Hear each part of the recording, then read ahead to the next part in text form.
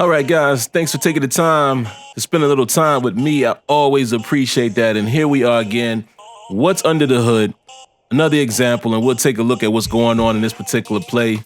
You know, of course, we'll look at all areas of the field, and then we'll get to the primary source of the video as far as what I really want to talk about. But first and foremost, like I always do, guys, we're going to start here in the trenches. And for the most part, the trenches are doing what they need to do. You know, I even like how the running back here is recognizing that this guy's coming on the outside. The left guard here was beat. So for the most part, you know, the running back is picking up, being his backup, and he's going to protect Dwayne Haskins here. Cool. One thing I will always say about the trenches, and I will continue to say it, I need it to be more dynamic. I want it to be more one-to-one interaction versus two-man interactions or sequences, and I want it to be more physics-based, leverage, weight, momentum, etc., etc. I would like all of that to happen. Now, as we take a look at Juju Smith-Schuster over here being covered by this guy, you know, transition is pretty good here. You know, it's not going to be perfect, guys. It's a video game as far as the feet.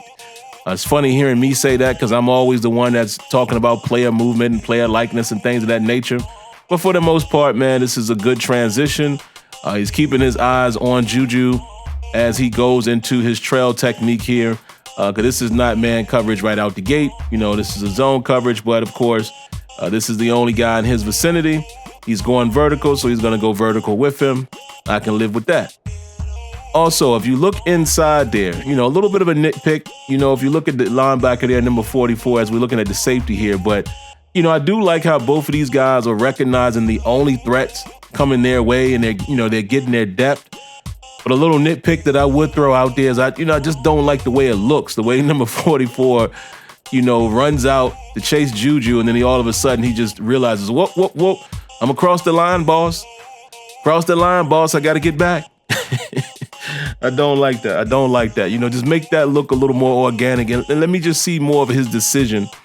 And right here, you're going to get that, you know, that natural chuck right there. Then again, I don't always love this at all. You know, I like this stuff to be more natural, but again, I understand it's a video game, and, you know, he is in his vicinity. So of course the contextual awareness is going to play out.